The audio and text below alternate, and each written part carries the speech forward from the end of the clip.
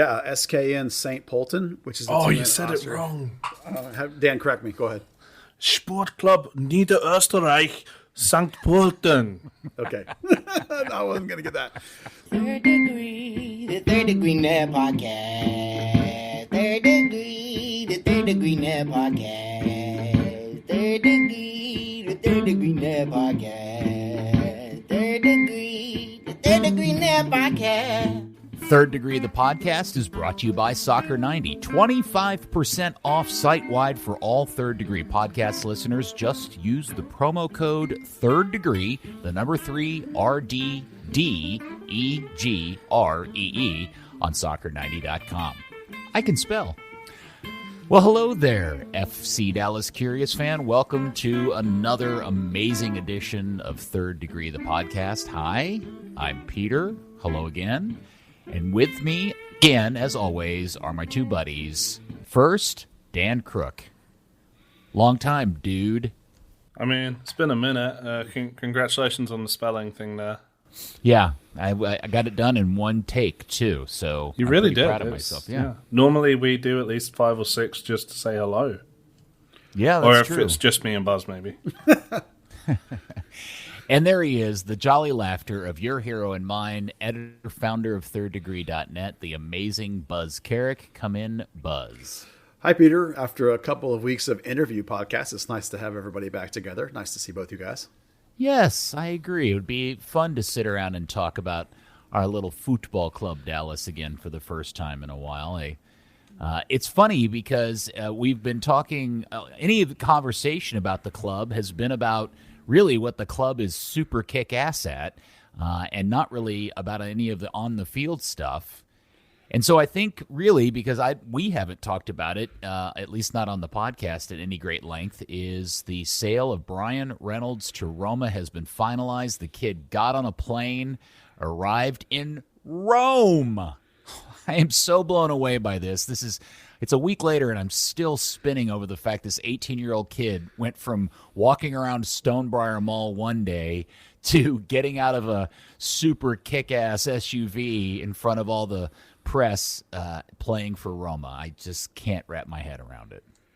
Yeah, it's exciting to see FC Dallas, at least in this part of their game, get to like a world stage like this. You know, I mean, they've had players go over before. Certainly, Weston McKennie is, highly regarded, and certainly Chris Richards is highly regarded. But this kind of, multi-million-dollar sale and for 2 months, like a hot button, like hot topic in Italian soccer. I mean, it was crazy. It was so much fun to watch as it happened. Also frustrating at times, but so much fun as it all broke out.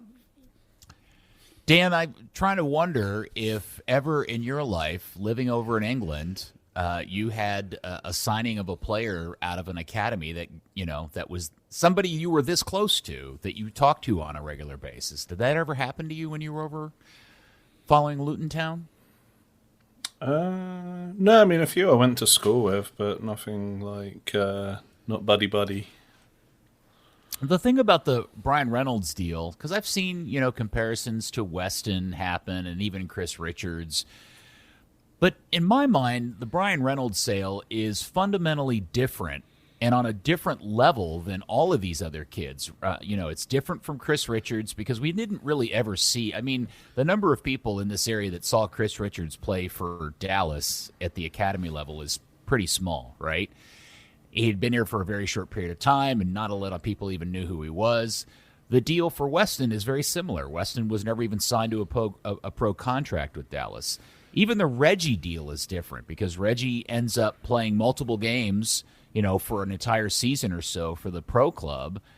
But then he ends up going to a relatively obscure team in a relatively obscure league for a kind of a normal amount of money. Brian is a completely different deal in my mind. This is a kid that we've watched grow from beginning to end and has moved. He's jumped from the frying pan into the fire by playing 16 or 17 games only for FC Dallas and now has made the shift to Serie A and Roma.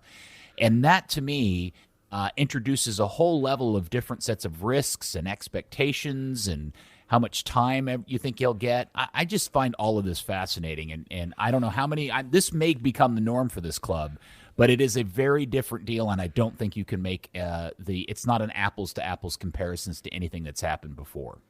Yeah, Brian from the very beginning has been on a different level, in the sense that he was involved with the U17 and the U17 World Cup. This is back when you would go to sort of residency and be down there. So he's always had this potential to be this explosive, massive upside. People have been talking about that since he was 15. It's this hype has always been there. Now there was a 3 years or so when I was never sure if it was going to pan out. He had all this ability and he didn't know what to do with it. And then about a year and a half ago, maybe even 2 years ago, it starts to click.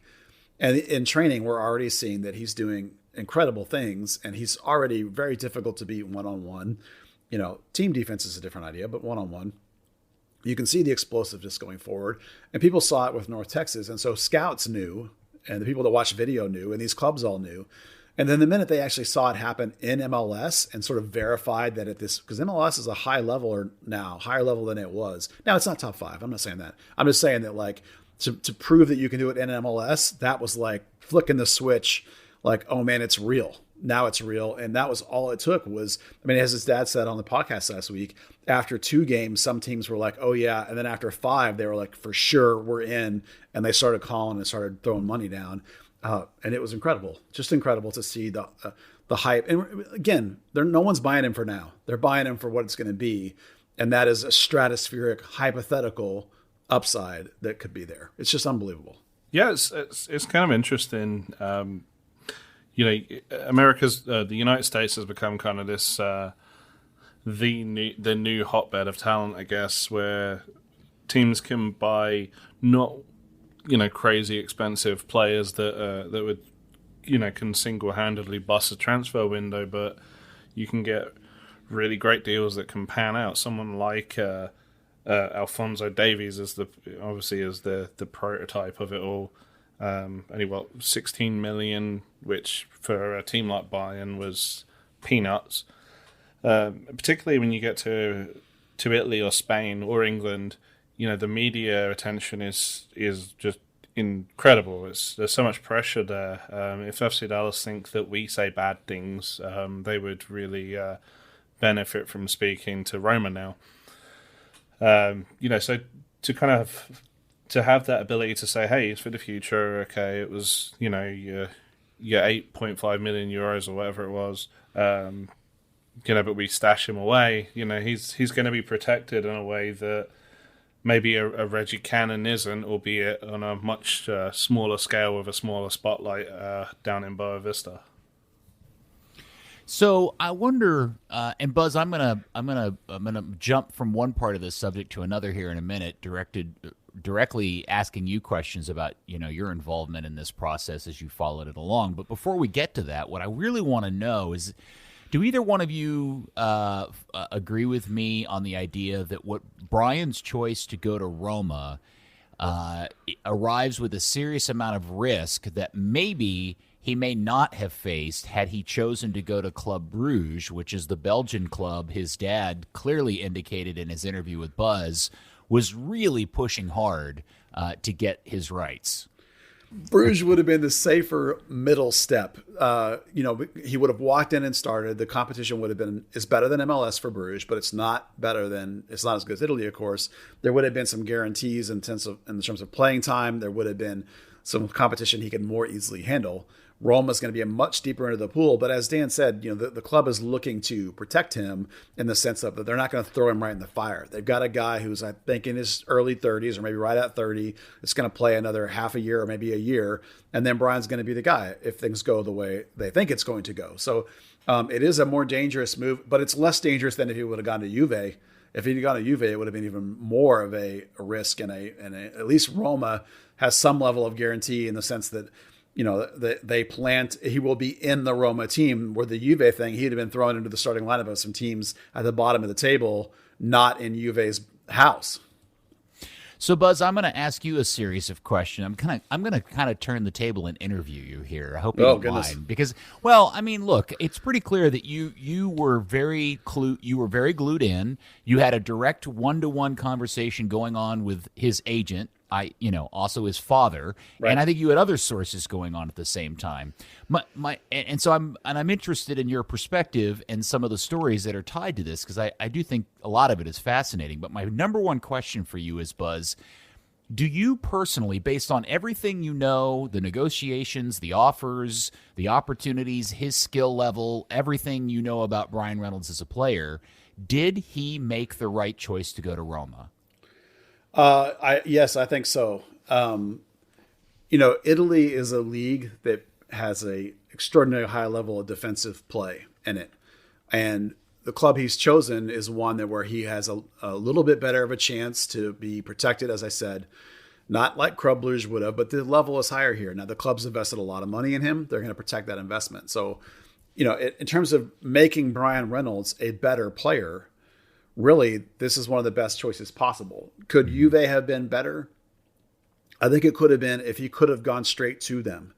The fact that he didn't and would have had to go to a loan makes that one less positive for Bryan. Now, the other thing that could have been maybe been better was if he'd have chosen to wait around till the summer, to the middle of the summer, then both Inter Milan and AC Milan would have also been in play. And it's possible that one of those scenarios could have been better, but given that the move is happening now and the money is on the table now, I don't think you want to wait. I think you jump on it first chance you get. And I think Roma, in terms of making him the best guy he could be, Roma's a fantastic place to learn how to play team concept defense and yet still use a modern outside attacker, because I think they even use wingbacks, which will free up Bryan even more from some of that defensive responsibility early, as he's learning. So I think it's a really positive situation. Okay. Now you said something interesting that I did not know. You have intimated, at least in that answer, that selling him now was the priority or the game plan. Was that a game plan sent by Bryan, by FC Dallas, because they wanted the money? Like, why now? Why not wait till the summer? Why not another full, at least half season of pro games? I think because of the risk of staying here. And this is not something actually that we got into, so this is speculation on my part, why they wanted to do it now. I think it's because of the risk of playing in Dallas on your lower contract if something were to go wrong. I think once the money comes in where you're going to get paid $1 million a year, you don't want to hang around and get paid, your 175 and on the chance that you might get hurt or something. That's why I think you go ahead and go when the iron's hot. Okay, but it's not really up to Bryan. It's up to FC Dallas, right? Partially, yes. I mean, where he goes is up to Bryan, but when he goes is partially up to FC Dallas too. I'm interested in that. I just wondered if maybe the decision to do it now was a financial decision. Well, it's the part of it is with FC Dallas. Certainly with COVID, obviously revenues are way down. And my understanding from all the people I talked to was that Dallas really wants this money to come in now, because we all know now that the Reggie, what Taylor Tellman called the Reggie situation, quote unquote, with my air quotes here, was that Boavista has not paid any money for Reggie at all, not a dime, I understand.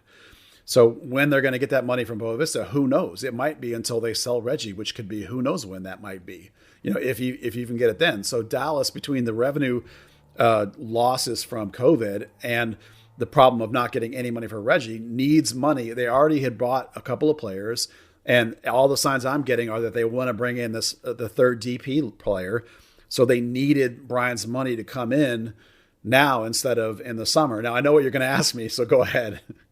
No, I didn't have no. What were you going to? Yeah, I don't. Well, the what I thought you were going to ask me was that, well, how come then Bryan's on a loan and it says the fee is like $100K and the money's coming in the summer? So I kind of, dug around a little bit, and I'm going to go into some conjecture here about what I think has happened, because it is true that Dallas was aggressively pushing for Roma as opposed to Juve. And the difference is that the loans that Juve would have had to do, Juve can't just give the money to the other club and have the other club then give it to FC Dallas. The other club has to have the money themselves because of the rules. But because you're dealing with Roma directly and the ownership that owns Toyota, there's all these interwoven little pieces. So on paper, it says $100K now, and now it's like 6.7 or whatever Roma claims it is. Now, remember, if you hear a team talking, they're probably lying. So the difference, I think, is that business relationship with Friedkin, the guy that owns Roma and owns Toyota, that's the Toyota Stadium, allows some of this money to move not when it's being claimed to be moving. Does that make sense? That's conjecture on my part based on what I understand about how these things work with businesses. But I think that's the difference, because Dallas was very, very aggressive about it being Roma and not Juve. Yeah, and that really was my next question, Buzz, was how much of this decision, one of the things that came out of the interview with Brian's dad that I thought was interesting was his insistence that the decision to move to Roma was really powered by Brian, and that maybe Roma had been his number one choice all along, even before they really came into the game. Because I did wonder how much of this, the fact that this got delayed and drug out and over, and ultimately he ended up going to Roma, which just seems super coinky-dinkle considering the business relationship between Hunt Sports Group, FC Dallas, and the Friedkin Group, which owns the Gulf States Toyota, which is also part of the big major sponsorship for Toyota Stadium, et cetera, et cetera. It all just seems super convenient. And I wondered, and from your perspective, how much that played into it. Yeah, I mean, obviously Bruges was always appealing because of the opportunity to play right away, and the safety of it. But initially, he was very interested in Roma. And then when Juve came in and expressed their interest, the money that Juve was bringing for personal terms was the deal clincher from their perspective originally, right? It was like, this is so good and Juve is so good. This is the standard that anyone else is going to have to get to. Juve is like, we're going to bring the highest money to the table because we love this kid. And they were super positive with Brian and aggressive with Brian. And he was all on board, and all their people were all on board with Juve being the answer, unless somebody came in and tried to get really close and make the numbers work and make the situation, make them feel good. And so Roma was initially interested, but going through December part of the deal, Roma wasn't close in terms of the personal terms with Brian. They weren't in the same ballpark as Juve. And so they were basically at that point out of it. Until they got their new technical director in. And Dallas, in my opinion, Dallas slow played the whole thing long enough that the new technical director in Roma came in, and then he saw enough tape and talked to Brian or whatever and talked to the owners and said, yeah, we're all in. And then at that point, Roma came in with equivalent money ballpark wise. I don't have inside details, just in the same ballpark as what Juve was offering. And then because they could do the direct deal and they could offer a spot in the first team right from the get-go, not starting right from the get-go, but in the Roma actual team, those things all became very appealing, and their love for Brian became very appealing. And at that point, Brian was like, okay, Roma's good too. And then that, of course, is what Dallas wanted all along. So then they just had to work out the final details and make Roma happen. All right. So, Dan, I'm going to ask you to set aside any personal feelings, any allegiances to the club. I want you to look at this very analytically. Not what you hope will happen, not your best wishes. What do you think ultimately we're going to end up seeing from Brian in his time at Roma? I think you're going to see a pretty decent competition for places in a couple of years' time. Roma brought in Rick Karsdorp, the Dutch international, to play that right wing back role, and it's gonna be who they can sell for the most money at what time, and who can then take it over. I think it's kind of a smart landing spot for him. Bruges would have had that kind of problem that Reggie's going through right now. Reggie's been dropped for 2 of the past 3 games.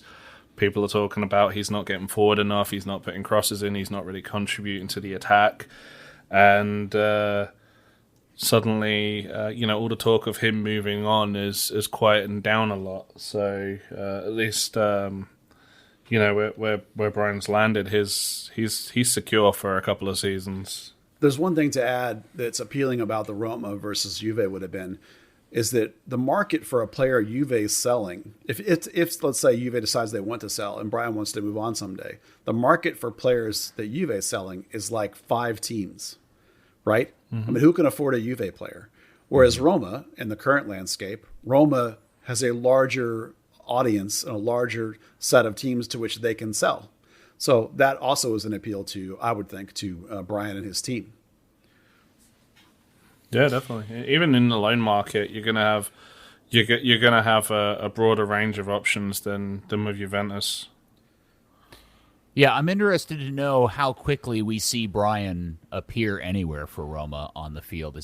Are we talking about we're going to see an appearance out of him in a matter of a week or two, or if it's going to be several months? Are they just going to kind of hold him back and get him acclimated, and we won't see him till next season? That's a piece of it that I'm completely blind on. Well, the story that I've been told is that the first thing that has to happen is he has to get game fit because he's obviously in off-season mode. So there's a little bit of a fitness requirement, but then he would be in the first team squad, and making benches. That's what I'm hearing. So, obviously I'm not a Roma expert by any means, but that's sort of the game plan as it was communicated to me, and we'll see how it goes. I mean, the idea would be that within next season, sometime, whether it be the start of next season or sometime in the middle of the next season, he's expected to be a starter. Now, to kind of stay on topic, but change it a little bit, is I really want, Buzz, if you're up for this, to kind of talk a little bit about some of the background of the drama that went down, specifically with you and your Twitter account in the days surrounding the announcement, because I think everybody that listens to this podcast is very aware that you were one of the original people to announce the initial deal with Juve, and then everything kind of got bonkers. And then you were given a quote from Brian's dad that you then were asked to read. Could you just tell a little bit of that story as best as you are able to or want to? Well, sure. Basically, when they agreed to terms with Juve, from they being the Reynolds family, the Reynolds team, not just right. the Reynolds family, but their entire team, effectively, that was to them, that was basically it. It's like, we've chosen Juve.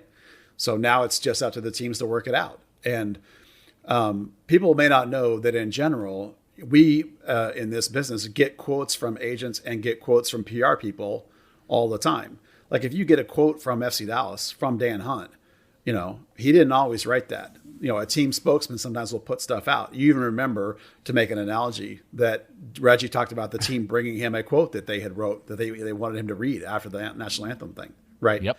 So this is how it works sometimes. And so in good faith, I asked his dad, his agent, can you get me a quote from Brian? And he said, yes, here you go. And then I ran it. And then 30 minutes later, he comes back and he says, they've asked me to ask you to take it down.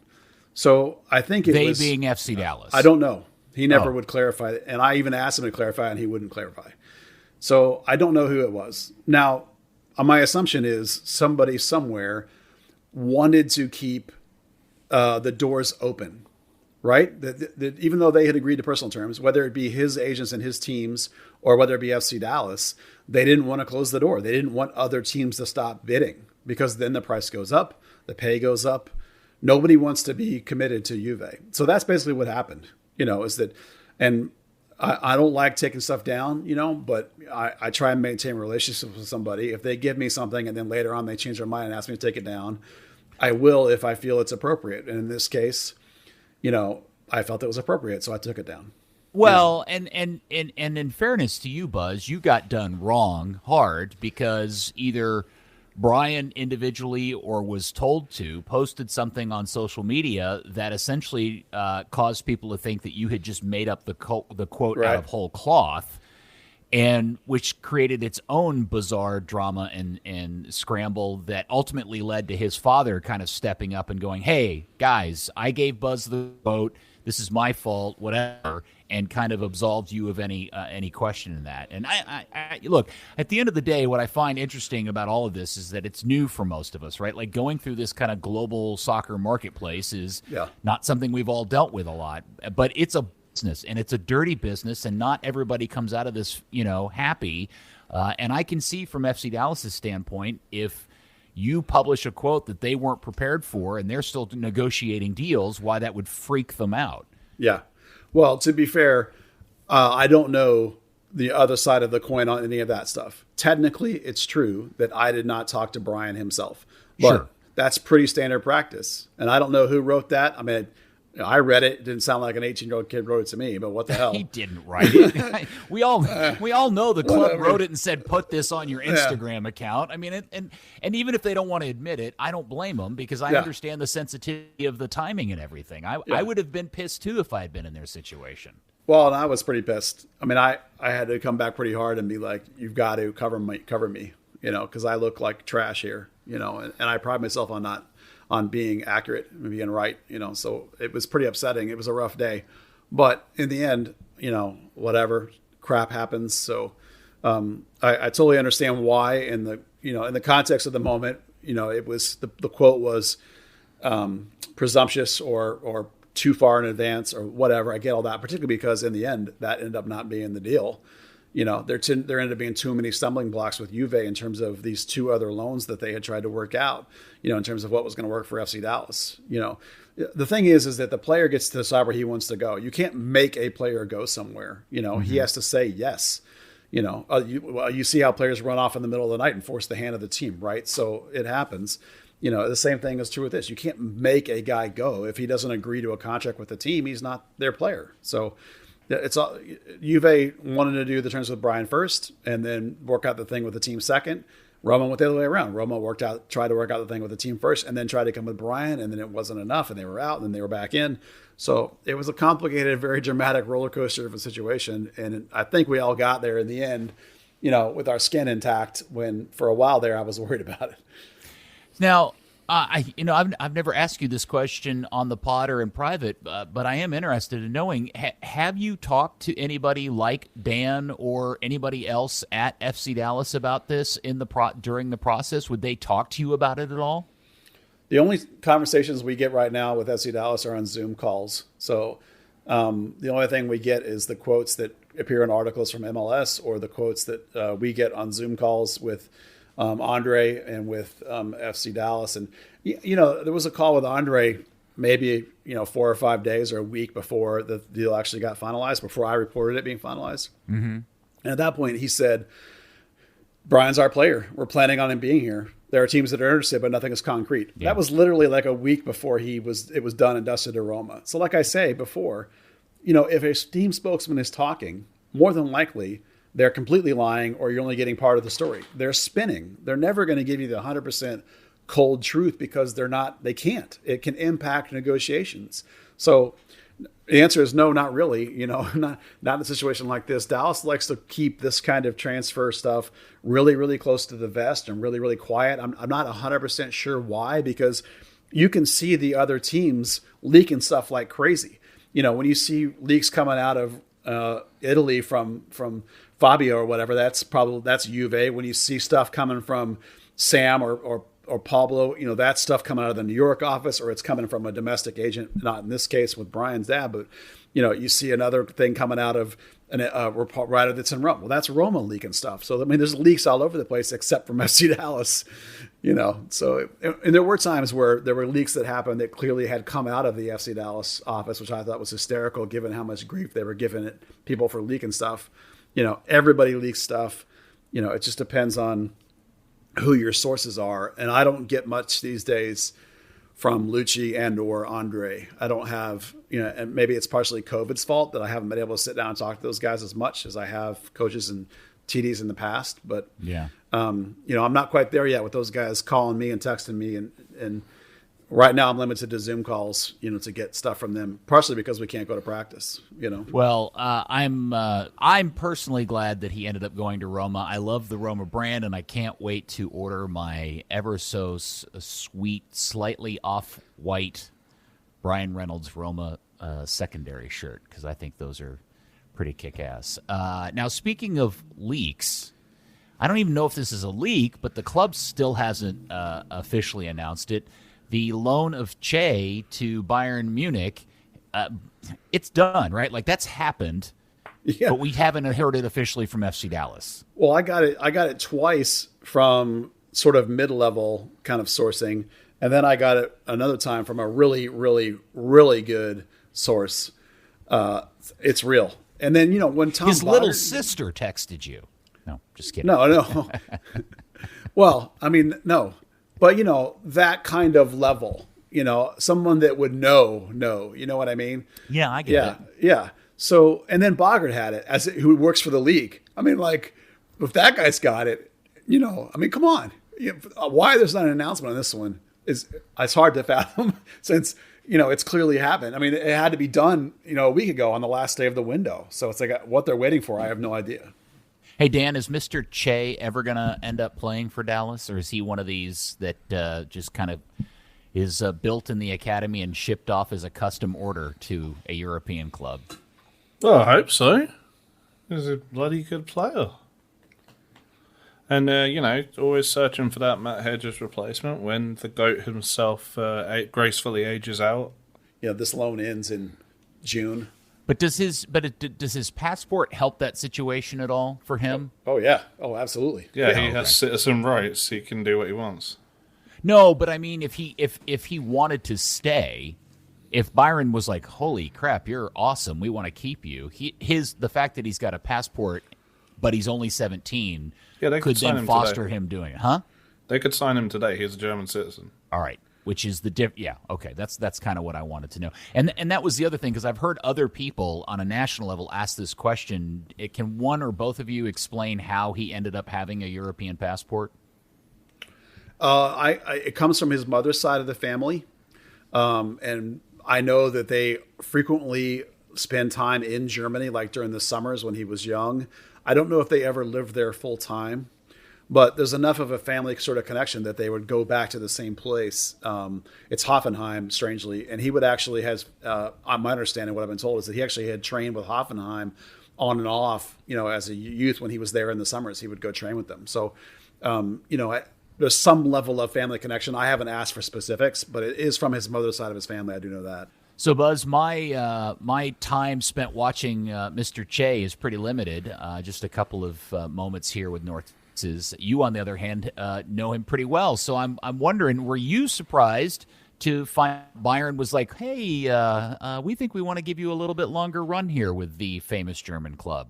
Oh, I wasn't surprised at all. I think it was a week and a half ago, I did that podcast about card collecting, about MLS card collecting, a subject which I know nothing about, but they wanted to ask about FC Dallas projects, kids that were coming up. And the one thing I said was, if you want the next Chris Richards, Justin Che is it. And what I mean by that is that he's a converted attacker. So he's a modern center back with the size, athleticism, and being a converted attacker, that means he has good feet. He has good ball skill. Now, he doesn't quite have Richards' 50-yard passing bombs. That's one aspect of his game is he needs to get a little better at is the long passing. But the ability to dribble, possess the ball, step around a guy, and then pass is really high, and that's something you can build with. He needs to work on his 1v1 defending because he is, as I said, converted. So he's only been defending for like 2 years. So he needs a lot of work in his like body positioning and 1v1, manning up as a center back on a guy, particularly a larger adult. That's one reason why North Texas was so key for him. But he was on my list I just put out, I think it was 2 days ago, of like the modern attacking. Even though he's a center back, he's still a modern attacking defender, with all these skill set that people really like. So it's not surprising at all that him being just 17, that once he got exposed to Bayern, that they were really excited about what he has, because it's exactly the reason why Bayern invited Brian Reynolds back 3 times. It's exactly the reason why they invited Chris Richards to go on loan, this kind of player that they don't have. So that's who you're going to get from Justin Che. And then also related on terms of trips to Bayern, Brandon Cervania, Mr. Cerrillo, Thomas Roberts, they've all been kind of in this weird, training schedule mix with Bayern Munich. And I think we know something about each of those guys. Let's start with Brandon Cervania, who now has been his loan. He's not being loaned to Bayern, but he's staying in Europe. He's going to a team in Austria. Yeah, SKN St. Polten, which is you said Austria. It wrong. Dan, correct me. Go ahead. Sportclub Niederösterreich St. Polten. Okay. I wasn't going to get that. So Brandon and Edwin both went there with Tyler Booth and another kid from Bayern. So obviously Bayern facilitated this opportunity. And that club sounds really, really serious. Yeah, very, very, very, Reichish.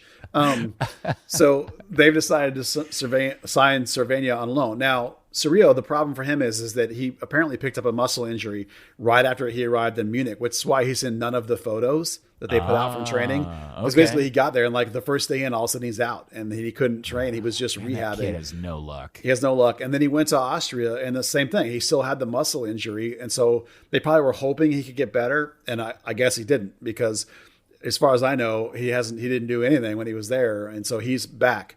I'm obviously that's probably going to be a real heavy mind blow for that kid who already was a wreck. So I really hope that Dallas figures out something with him, and whether it's some internal love and hugging and something to make him feel good and try and rebuild the kid, or maybe it's send him to a USL Championship team to rebuild his mind. Whatever, sending him to North Texas again is going to crush him. So don't do that. Yeah, maybe Dan Crook should just run up to him and just give him some hugs. That'll make him feel better. I thought you were going to just say the name of a mid-table, crappy Austrian club to him. No, you're famous for your hugs, Dan. Everybody, anytime any of you ever see Dan Crook out in public at a game or whatever, just go up and ask him for a hug. He loves to hug people. So you should do that. We're in the middle of a pandemic, sir. Let's not do that. Yeah. He loves hugging. Now, I also heard that the stupid Germans broke Thomas Roberts. Is this true? They broke Thomas Roberts. Yeah, he came back with a swollen knee, and the initial fear was that it was going to be a meniscus tear. But they had an MRI, and it turns out to be just, air quotes again, tendonitis, which is still not great. I'm not convinced that having tendonitis isn't actually worse than a meniscus tear. Oh, is it? I don't know enough about that kind of stuff. Well, I Googled it, and it's like a 6-week recovery, and I know he's going to do a bunch of band kind of work, starting Monday. So we'll see. Tendonitis can be a long-term chronic injury if you don't manage it right. A meniscus tear, if it's a tiny one, you can kind of repair it and be done with it. But a tendonitis, dude, can plague you for a long time. So, especially at his young age, that's the weird thing. So, but that also tells me he's been working his ass off too. Yeah, he has been.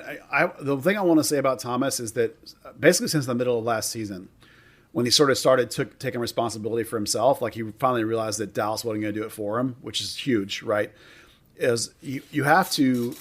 He started working with an outside trainer in order to make himself stronger, like upper body and also lower body, because he's had some chronic, ankle issues or whatever, like all soccer players do. He wants to make himself stronger and wants to make himself tougher, and he's trying to bring a mentality of aggression. He's a laid-back kid. He's trying to bring a more intense mentality. And over the back half of the North Texas season, we saw that pay off in his play. And I think this idea of him going out, like he arranged for the tryout in Scotland on his own. He had a couple others lined up that maybe didn't happen because of COVID. And then the Bayern thing came back on the table. So I love the fact that the kid is now aggressively changed his mentality and attempting to take responsibility for his own development. I love that change. And so I think regardless of what happens in terms of a loan or not, I think you'll start to see progression from Thomas Roberts. Okay, this is all new to me, so I don't know if this is pretty common. But is it not weird that he's having to do this? Like, why isn't the club the one fostering this level of training and kind of adjustment? And it just seems weird to me that Thomas feels like he has to go out to a third party to do that. For example, did Brian Reynolds do that? Did Reggie Cannon do that? Does Paxton Pomykal do that? Well, I don't know about those players specifically, but lots of players work outside this thing. Like Kenny Cooper works with people. Scott Seeley works with people. This program that Thomas is with, if you go to their Instagram, they have a bunch of NFL guys they work with. So this kind of outside stuff is pretty common. All throughout the academy, guys do this too. They work with these guys on the outside. Sometimes it's just a question of having a guy work with you as an individual versus having like an entire bigger team concept. It's just a question of, in the past, there's been guys from Dallas who did play work away from the team on their own. Like Leonel Alvarez used to run training sessions for just the midfield by himself. It's not always straightforward. Okay. Well, I think we all agree we would love to see Thomas Roberts be more aggressive on the field. And if that's what he's working to kind of put into his game, more power to him. Yeah, the upper body in particular, I want to see him be able to shrug off hits, and not get knocked over as much. That would be really nice. So when Dan runs towards him to give him a hug, he just kind of gives him the stiff arm and knocks him out of the way? That kind of strength? basically. All right. No, that ain't happening. So the other day, I was a bit caught off guard when I saw the club decided something had been said about it that it took great worry or offense to, that it actually released a press release denying a partnership with a Brazilian club, Cruzeiro, and I'm still trying to figure out why they felt the need to do that. Well, it was crazy. I mean, maybe partially just because I wrote about it. There was this player was linked. Alejandro was linked to North Texas Soccer Club with a bunch of articles coming out of Brazil that he had signed with FC Dallas and/or North Texas. And the bottom of this article, there were 3 or 4 instances of it. The article reports a direct quote from Cruzeiro's director of soccer that they have signed a partnership agreement with FC Dallas, and it was in multiple locations. And it had like these. I Google translated it, but they basically talked about it just like Dallas has done with Tigres and CAP and Bayern. This idea of like coaching and information exchange and marketing and business opportunities. It's the exact same language as every other deal Dallas has done being announced by Cruzeiro through this statement. So, I put up a little post that basically said, what in the world have they done this? Because it was like late at night. It was like 10 o'clock at night or something. I wasn't going to text anybody then. So I just raised the question like, oh my gosh, did they really do this? Why is this team announcing this partnership that we've never heard of? So the next day, FC Dallas put out this statement that said, any report that or conjecture, which made me laugh, that they've done this deal is false. I was like, that's the whole point of conjecture is it's a question. It's not true or false. It's asking. Right. I didn't report anything. I just said, oh my gosh, look at this stuff. What is going on? So that was the craziest situation. For a club to announce a partnership and then to have the other club go, what are you talking about? Is mind-boggling to me. Yeah, that was a very weird and odd back and forth. It makes you wonder if there's something else going on that maybe had not been finalized in the Hunt family way, where they wait for every T to be crossed and I dotted before they announce anything. And with many other people, they're like, hey, this is all but done, so we're going to go ahead and announce it. And it won't surprise me if in a few weeks they announce a relationship with Cruzeiro, right. Just because they've finally got all the paperwork done to their standards. So yeah, well, I mean, they immediately announced the player that was involved. Ordinarily I would assume they would have waited till they announced the other 2 because they ended up having 3 together, and I'm sure they were going to wait, but until the reports came out, so they're like, screw it, just put out the player and deny the other thing. So again, team spokesman, as you say, who the hell knows? In a month they're going to announce a Cruzeiro partnership, right? So we'll see. So just so I understand, the plan here is that they are picking particular players from other countries, in this case Brazil, and stuffing them onto the North Texas side. And is the model that these are guys that they think potentially could be MLS players, or is this one of those deals where they just want to kind of sit in these guys, let them stew, and if they turn out to be something, they can sell them on and make a few bucks off of them? Well, they're all 3 loans, but I'm sure they all 3 have options to buy.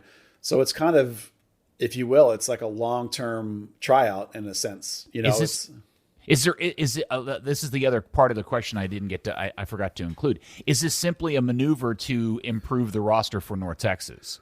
Well, that I'm sure it is, but I think given some of these, I think there's a Andre Zanata relationship here. Like one of the dudes was actually on loan at Gremio at one point, so clearly that's a player that Zanata knew.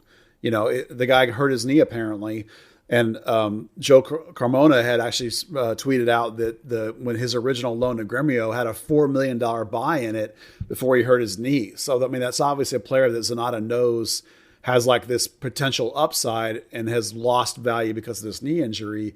So that one feels more like the Philippe deal than anything. Like if this kid's back to normal, we might be able to steal a player here. And then one of them is from Medellin, from Independent Medellin, which is Ricarte's club. So whatever pipeline they have to DIM now is paying off because that kid's 19. And then the other one is a Mexican-Brazilian forward. Dallas loves those Mexican kids to come in. So that's the kid from Cruzeiro, so also 19. So these guys are basically like academy signings that come out of the academy. There's just like an 18-year-old, 19-year-old being signed, except for the kid that had been at Gremio who's 21. So that's why that guy feels different. He feels more like Philippe to me.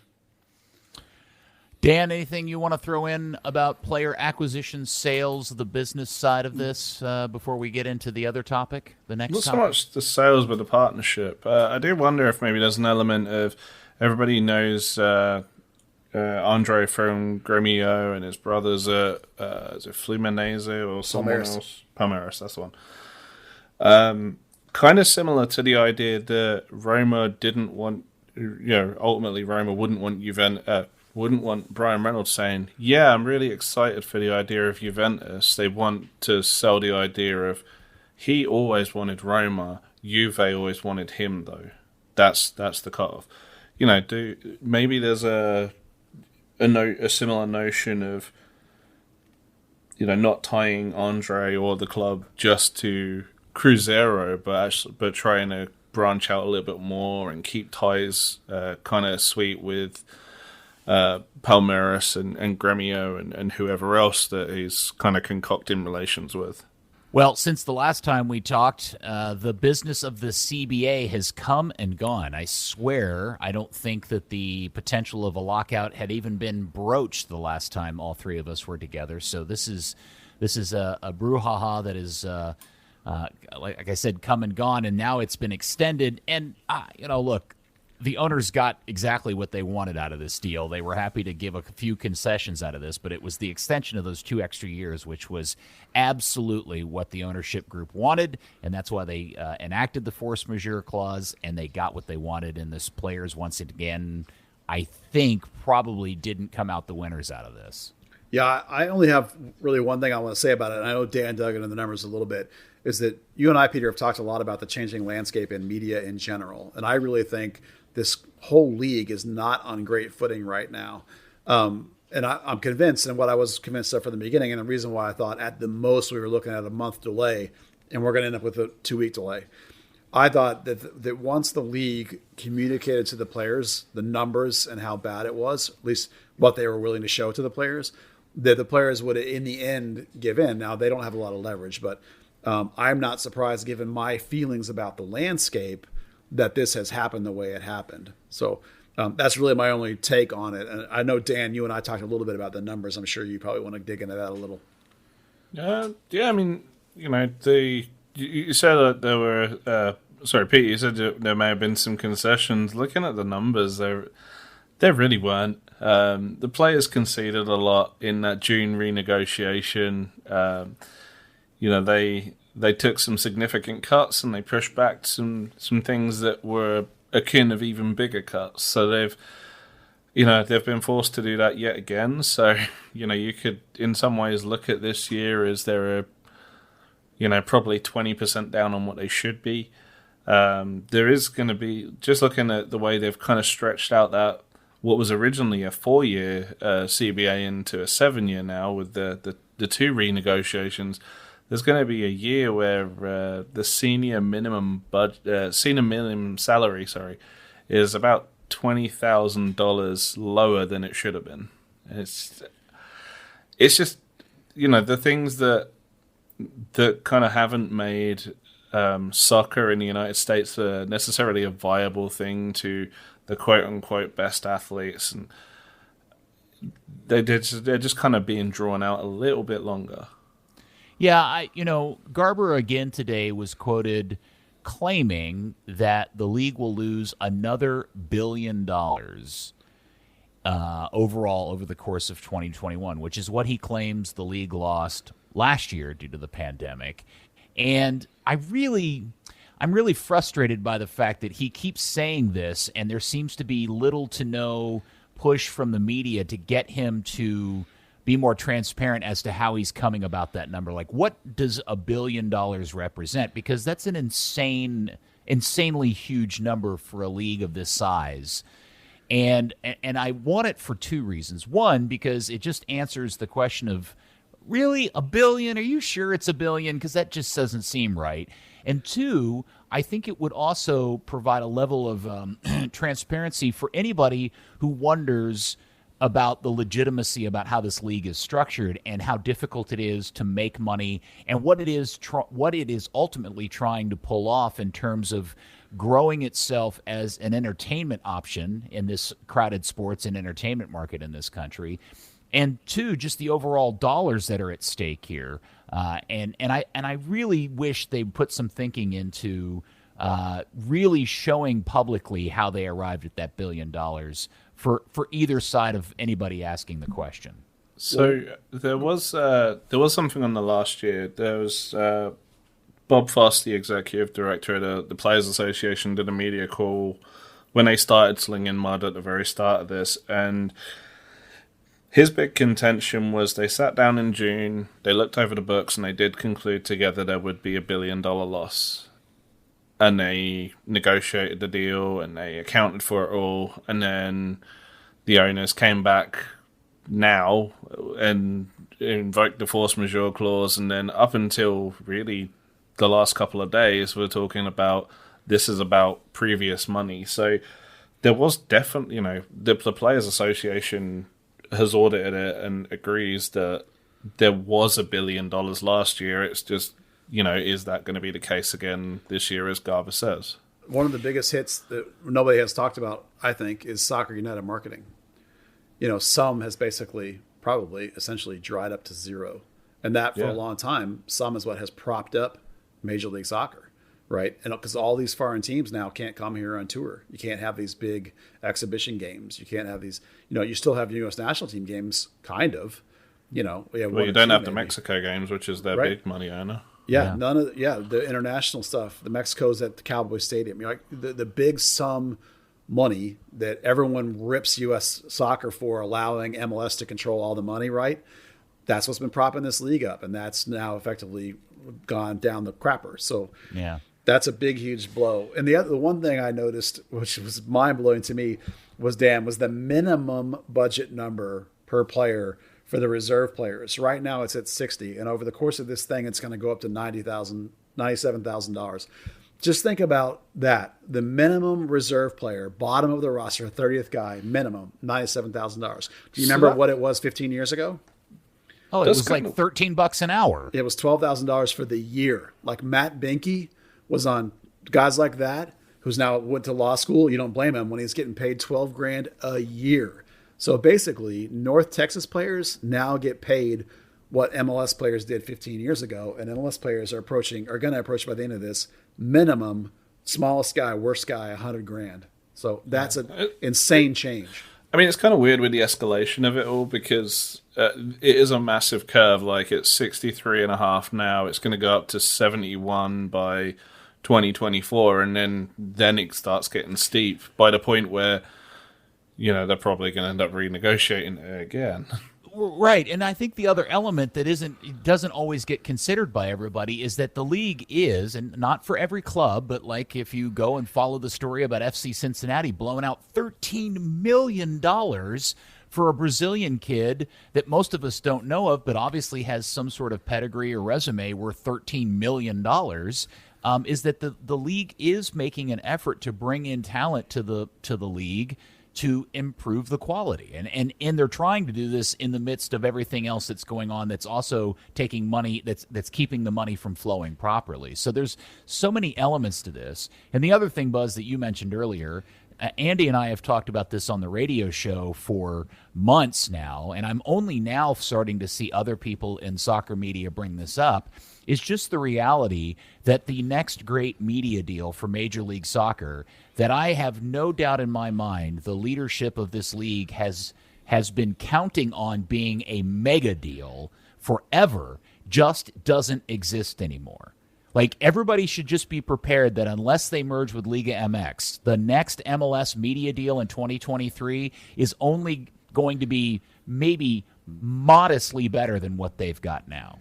And it's not the big deal they've been waiting for. Yeah, I agree with you completely. For me, the only thing that will be considered an improvement, unless they get the Liga MX thing, the only thing that will be an improvement is the idea that there'll be a unified deal so that all the local deals will all be on the same thing. Yes. Whatever that's going to be, like USL 1 and 2 in Championship on ESPN Plus. It's going to be something like that. And then we no longer have to worry about where are these local games going to be. That will be an improvement in terms of quality of life for fans, I believe. but that's not going to change the money astronomically. The money will probably be about the same because that add-in will make up what they're going to lose because the market is just so fragmented, unless we see some kind of huge bounce back post-COVID. But we have no idea when that's going to be or if it ever will be. We don't know squat about what this disease is going to do, in terms of being able to beat it. We really don't. And we have no idea how the world is going to bounce back in terms of audience. Nobody knows. Anyone who says they know is just guessing and making a bet. And so MLS is making a bet here like everybody else is.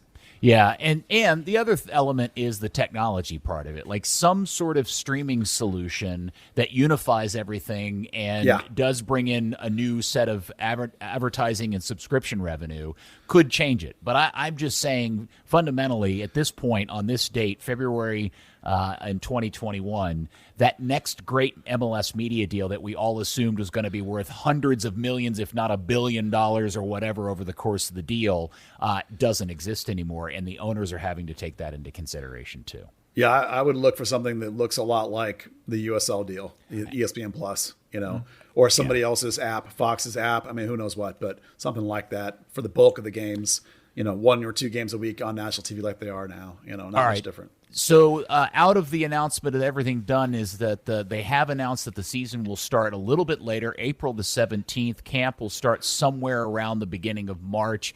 The question that comes out of this that maybe is the silver lining, Buzz, and I'm going to guess you don't definitively know, but can we all hope that this extra delay in the beginning of the season means Paxton Pomykal is healthy and ready to go and a starter by the season opener? Well, it certainly means the odds go way up. I mean, obviously he said that by April 1st that he would be competing.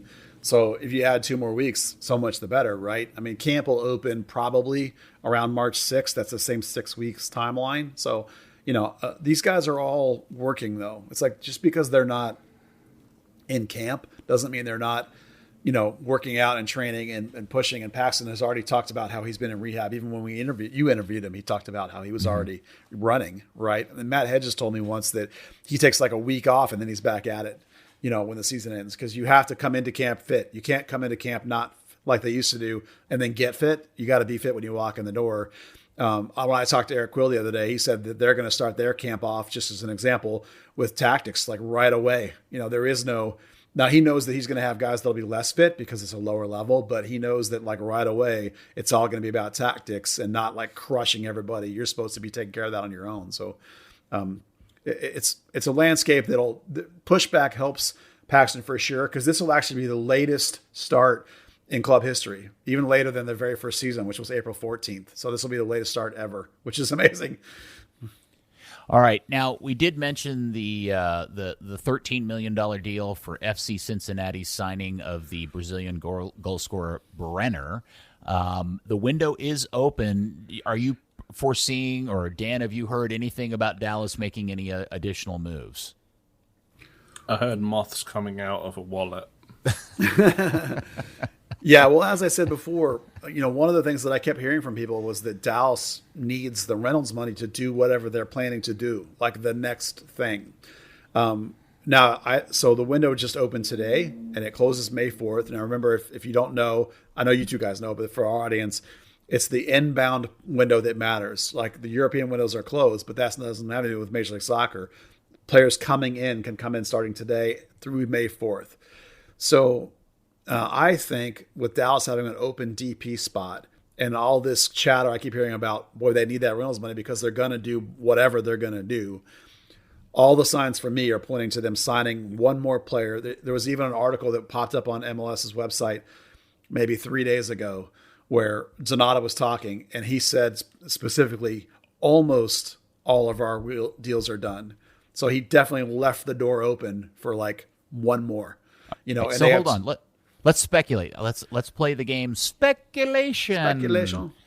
Let's see. They've got rid of a couple of wingers. They've signed a couple of wingers. They needed a center back. They signed a center back.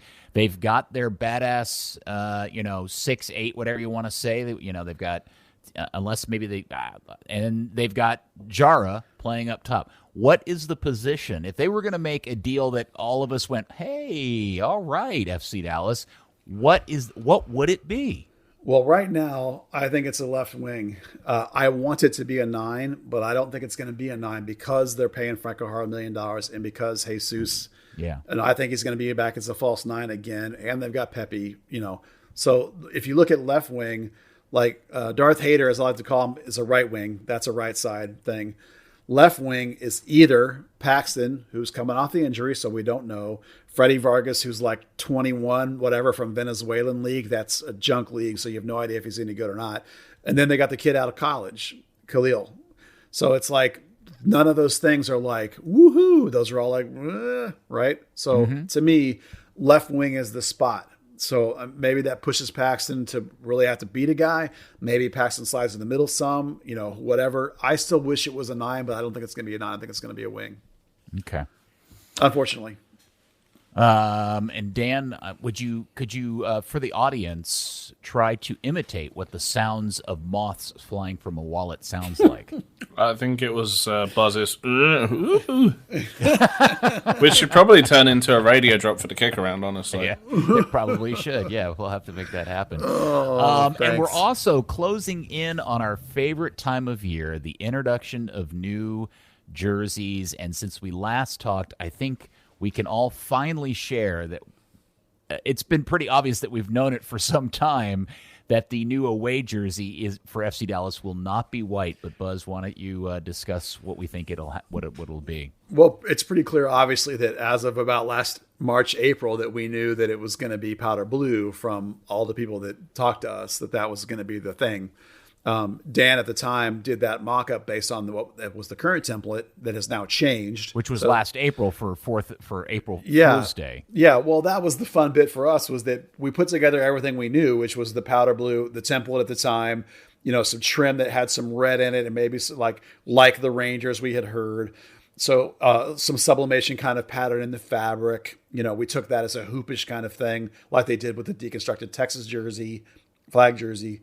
So we put all that together into a template that is no longer the correct template. But rather than drop that back then as like a thing where people might wonder where we heard about it, we put it up as a quote for other people to assume that it was an April Fool's joke. It was not a joke. That really is what we think the jersey is going to look like.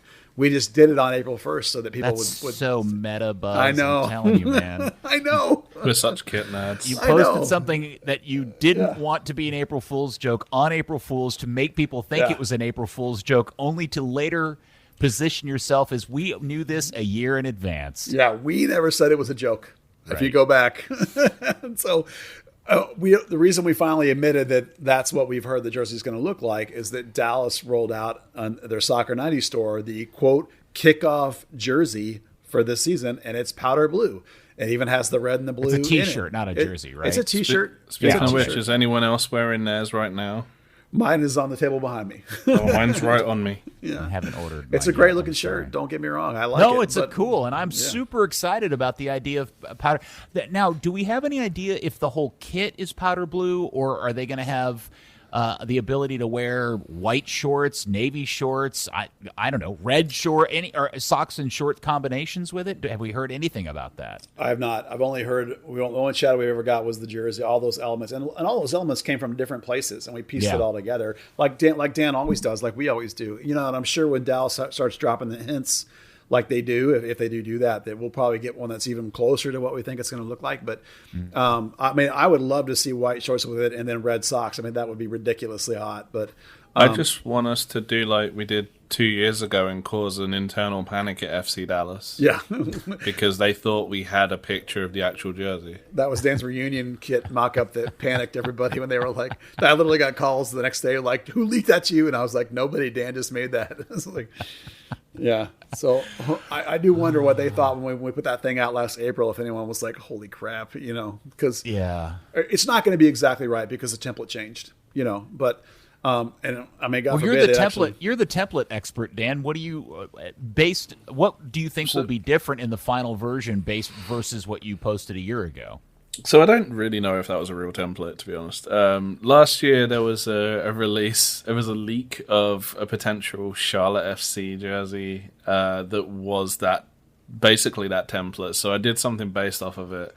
This year, so So for context, last year they used Adidas's Condevo 20 with that giant collar.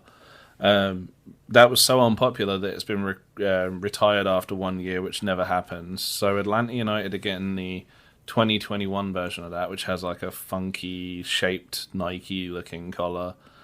A lot of other teams seem to be getting the Regista, which is which is last year's jersey.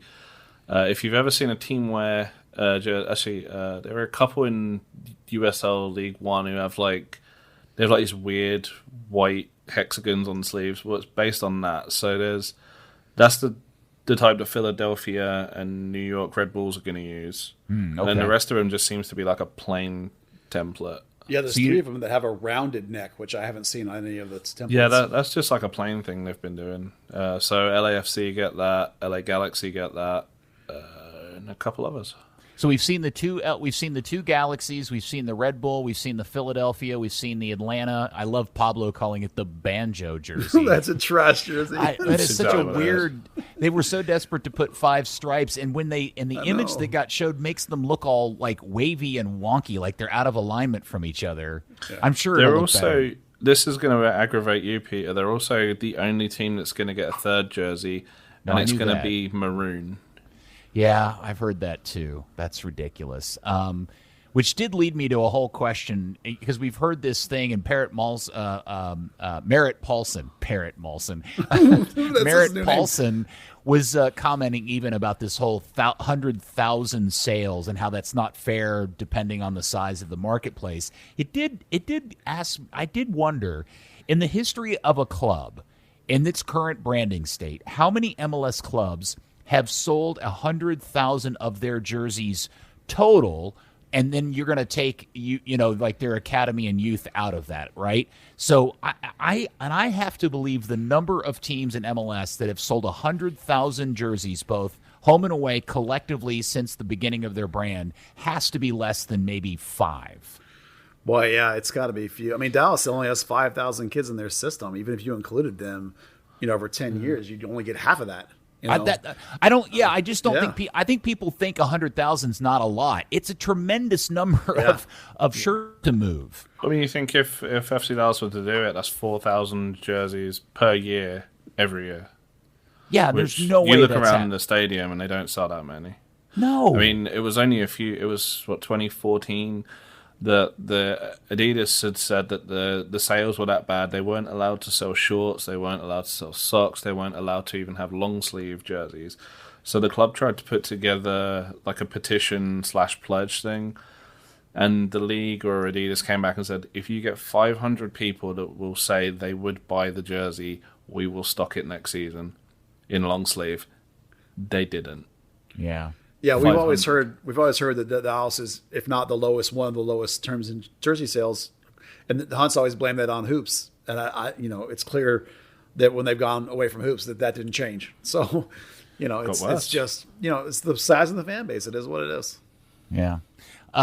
Any other jersey talk that we need to talk about before we move on? My understanding is that all the jerseys are going to come out in February. All the new ones will be launched in February by the team. So I'm assuming that means FC Dallas as well. And they're getting a new sponsor, and we're gonna. And we've been saying NEC. So is that it? No, actually, I'm going to back off the NEC discussion. We're taking NEC off the board as the leader. And now there's a little bit of chatter that it's going to be a sponsor that is not a current sponsor of the team. It's some last minute chatter we're getting. So I'm taking the odds off, slashing the odds on NEC being the Southwest Air. No, probably not. Southwest Air. It could be. I mean, who the hell knows? I mean, if it's not a current sponsor, which is the chatter we just got, then it literally could be any of the 100,000 companies in Dallas and Metroplex. I mean, at that point, who could be anything? I hear if they get another COVID bill through and can do some more small business loans, it'll change again. Yeah. Up to $40 right now. Yeah. Well, all the behavior from the team says that they're bleeding sponsorship money and are, while we applaud the effort to do the, minority business opportunities, the cynic in me thinks that's just because they're not selling any sponsorships. So it's And it's pretty clear Yeah. they're having a trouble even moving the free stuff because they keep extending and they keep extending that program to try to get more people to sign up for it. Yeah, in a time when ratings are dropping, attendance in the stands dropping because COVID, people just don't do stuff. Even the Super Bowl ratings were down, right? Yeah. The market is changing. Sponsorship money is drying up. On top of that, Dallas had controversy last year. Both ways of the BLM anthem things, they had both sides of that discussion got mad and cost them some sponsorship and cost them season tickets. So it's like right now, the behavior, no one on the team will ever say this. The behavior of the team is indicating that they're really hurting for sponsorship. And part of that discussion, the chatter, is that there's going to be this sponsor for the jersey now we're hearing that's not one of their current sponsors. And that means we have no clue who it's going to be. So we're slashing the odds on NEC, not NEC. I think FC Dallas has got a weird attitude towards its sponsors anyway. I always remember Dan Hunt saying that the Yellowtail Yellow Card was the most lucrative sponsorship they had. And that was a sponsorship for a call-out on a yellow card and the ribbon board that goes above the stadium that no one looks at because they're too busy looking at the field. Yeah, it's funny you mentioned that. I do remember him saying that. And again, that's one of those things where you look at Dan and you wonder if he's actually sharing something with you he shouldn't have, or if he's just talking out his butt and he has no idea what he's saying. I'm gonna go with sharing something he shouldn't have with the way he talks. Well, come on. The AdvoCare sponsorship had to have been worth more than that, right? Well, that was since then, of course. I mean, Yeah. Yellowtail was a long time ago. Was Yellowtail Yeah. pre-AdvoCare? Yellowtail was during, because AdvoCare signed on in the middle of the 2012 season, and then Yeah. they signed the real deal in 2014, I think. I mean, if you Yeah. want to read the Advocate situation, the fact that they've moved to the sleeve just shows you the change sort of in money, probably, in the sense of, Advocare lost a lot of money, of course, too, but the money is give or take the same for sleeve to front. 7 years ago, the front was worth what it is, and the sleeve is worth now. Well, look, this is a club that historically has struggled to do any kind of advertising and sponsorship sales. And so in this particular economy and this, COVID situation, I can't imagine how difficult it is for them to get anything done at this point. Oh, yeah. Which does raise another question that we have forgotten on the heels of the whole Brian Reynolds thing, which is, do we know if, in fact, they have just quietly sunsetted the whole season ticket holder, hey, we're going to give you money back based on every sale? Because I can't even think of the last time they've cut a check, and there's been multiple people that have been sold, including Reggie Cannon, since then. Brian Reynolds' numbers, to me, I sat down and did the math. Depending on what you think the season ticket holder number is, and I'm being, I think, gracious in saying it's somewhere between 3,000 and 5,000. That means people are looking at a check somewhere in the neighborhood of $20 or $30 for the Reynolds sale. I mean, the last one was Mauro Diaz, wasn't it? I mean, it's been a couple of years. Well, they just, they made a huge deal out of it, and we thought it was kind of a nifty marketing tool, and then they just quit doing it. And I swear somebody sent me an email or the show an email or tweeted at us that they asked the club, and the club reported back. In fact, it may have been Gina Miller herself that told this person that they were planning on picking it back up after the Brian Reynolds thing, but we have heard nothing about it at all. And either one of you heard anything about it? No. I'm going to take Dan's silence as a no. That's normally what it means. Yeah, okay. It would be really unfortunate yet very FC Dallas-like if they just quietly sunsetted that program and never pick it back up or mention it again. So, Well, I hope they do it. I think it's fun. I mean, the money is inconsequential. It's just the idea that, like, hey, look, I got a check. So- right. Yeah. No, it was a really unique and special idea. And I get that it probably cost them more money to print the checks and send it out than the value of what they, cut the checks for. It would be really weird for them just to stop doing it and never mention it again, and somebody have to struggle to get them to comment on it, right? Yeah. Or would that be normal? Well, yeah, but it would also be super frustrating and disappointing. I mean, if they're not going to do it anymore, they should just come out and say, hey, guys, we've just decided not to do this, and sorry we haven't mentioned it in a while, but Yeah. it wasn't working the way we intended it to, and so we've just decided not to do it again. But they really owe everybody an explanation one way or the Yeah, well, other. fan communication is not their strong suit. Yeah, Communication's not strong, so in general. we know that. All right. Anything else we need to cover? I think we've prattled on The more than United enough. States Open Challenge Cup. Yeah, I'm just hoping that they're not one of the 8 teams picked. I'm openly rooting to not participate in the Open Cup this year. I heard something today that makes a lot of sense. The idea that maybe the teams that aren't picked for the US Open Cup will be picked instead for the crappy friendlies with League MX teams. Oh, the Champions thing? The Leagues Cup. Leagues Cup. The Leagues Cup, yeah. That's actually a really And interesting that is idea. the reason that MLS pushed back on it. Because they brought the final up 3 months, which is bizarre at best. The only thing I would say about it, Peter, is that, with Lamar Hunt's name on it, the Hunts are batshit hot for the Open Cup. Yeah, I know.